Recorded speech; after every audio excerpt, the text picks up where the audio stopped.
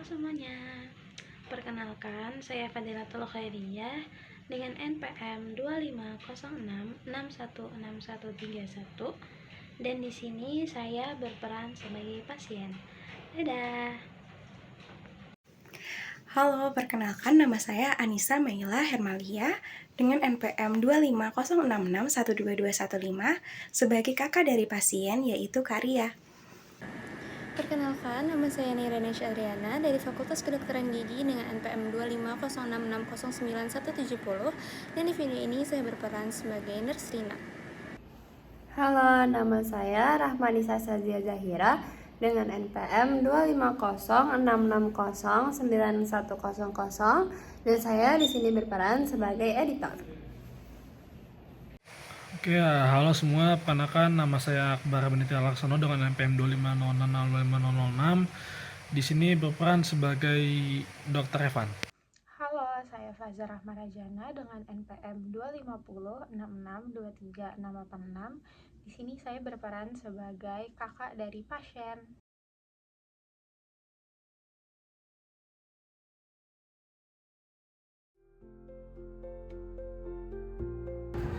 Ya ampun, shift malam lagi. Kalau kayak gini sih sebenarnya enak ya, tapi bosen. Dari jam 7 lagi, masih lama.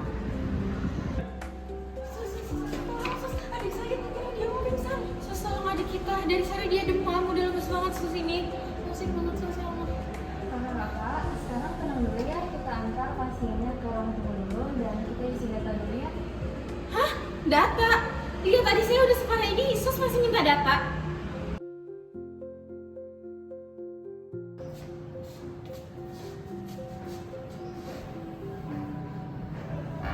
Sus, saya mohon, adik saya dilihat dulu kondisinya. Mohon kerjasamanya ya Ibu. Prosedur rumah sakit emang harus diikutin. Boleh minta KTP dan juga asuransinya dulu Bu. KTP? Sus masih minta KTP sekarang? Iya, tadi saya udah sesak nafas. Sus, asuransi kami nggak aktif. Kami biar umum dulu ya. Kalau umum harus deposit 3 juta dulu Kak. Hah? 3 juta? Sekarang banget 3 juta? Iya, itu udah sesuai dengan aturan kami. Kalau misalnya belum dapat dalam, tidak bisa kami proses pengobatannya. Sus, adik saya cuma butuh pertolongan, bukan mau rawat inap. Sus, tolong lihat dulu kondisi kan saya. Ya udah deh, iya saya lihat dulu.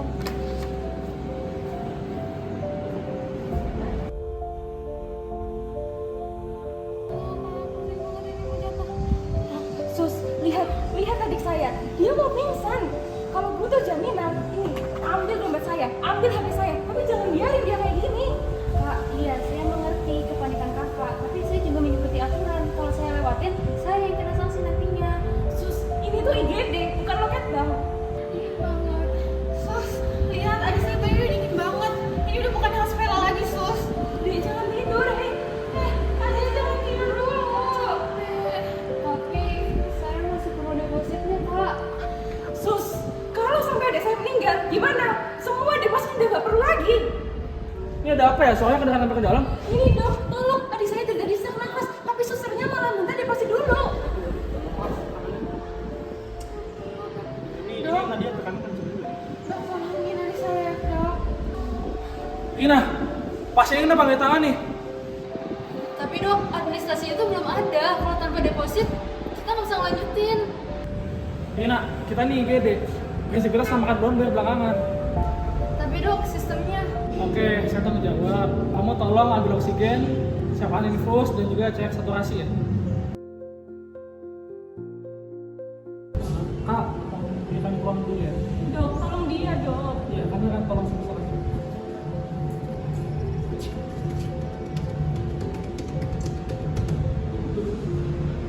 Duduk sekarang dulu ini, Nina cepat. Iya, dok. Baik, pasien sudah kami pindahkan ke ruang lebih aman. Kondisinya masih kritis tapi kami sedang dalam proses stabilisasi. Terima kasih banyak ya dok. Kalau tadi dokter nggak lihat, saya udah nggak tahu lagi harus gimana. Saya minta maaf ya tadi sampai bawa emosi. Tapi saya tuh hanya takut kehilangan adik saya. Tidak apa-apa. Di IGD nyawa lebih penting dari soal tersebut. Rina, kita bisa rawat administrasi nanti, tapi ingat pasien IGD lebih prioritas utama. Iya dok, kak maaf ya atas kesalahan saya tadi. Saya terlalu fokus pada aturan. Gak apa-apa, Sus. Kami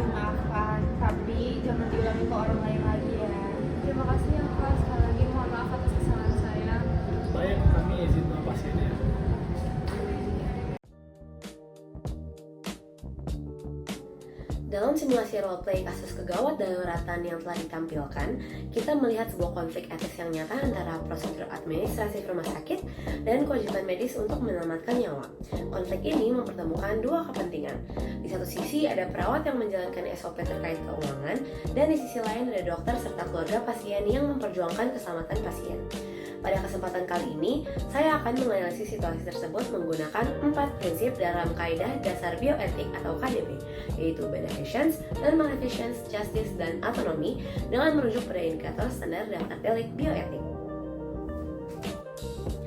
Pertama, mari kita bahas prinsip beneficence atau kewajiban untuk berbuat baik. Prinsip ini menjadi pegangan utama bagi tokoh dokter. Tindakan dokter memenuhi kriteria kewajiban menolong pasien gawat darurat dan mengutamakan altruisme. Hal ini terlihat ketika dokter mengesampingkan aturan administrasi dengan instruksi yang tegas. Karena bagi dokter, kondisi gawat darurat harus diutamakan. Dokter juga harus menunjukkan sikap rela berkorban yang merupakan bentuk altruisme.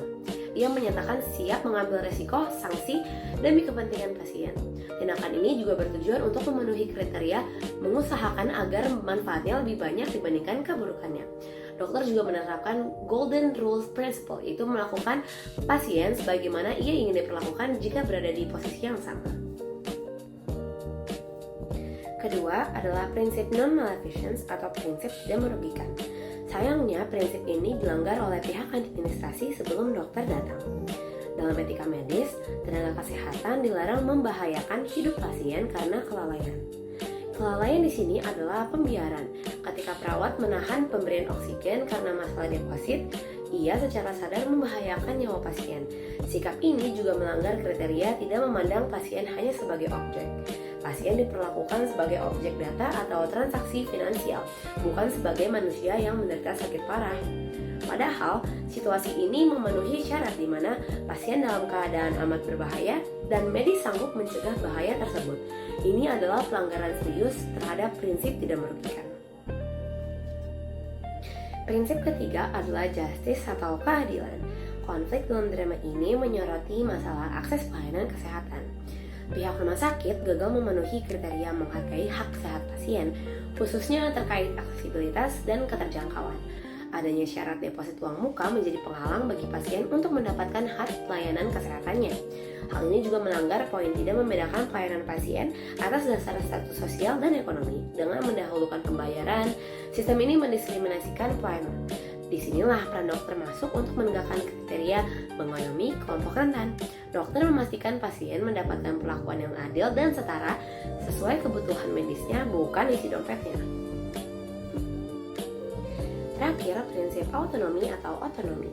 Keluarga pasien berusaha menggunakan haknya sesuai poin menghargai hak menentukan nasib sendiri serta menghargai martabat pasien. Namun, otonomi ini terhalang oleh kondisi yang disebut heteronomi, yaitu di mana keputusan pasien diintervensi oleh pihak luar atau aturan rumah sakit. Dokter kemudian meneruskan situasi ini dengan menerapkan poin menjaga hubungan profesional dokter pasien. Hubungan ini harus didasari oleh kepercayaan medis untuk kebaikan pasien, bukan sekedar hubungan transaksional. Kesimpulannya, dari analisis kasus ini dapat disimpulkan bahwa dalam pelayanan kesehatan seluruh prinsip kaidah dasar bioetik harus diutamakan secara utuh. Kita wajib memprioritaskan keselamatan atau beneficence dengan mencegah bahaya atau non-maleficence. Di saat yang sama, kita juga harus menjamin keadilan akses atau justice serta menghargai hak asasi pasien atau otonomi.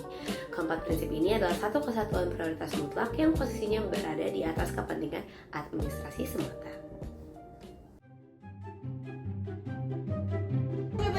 Banget, ini udah bukan hal sepele lagi.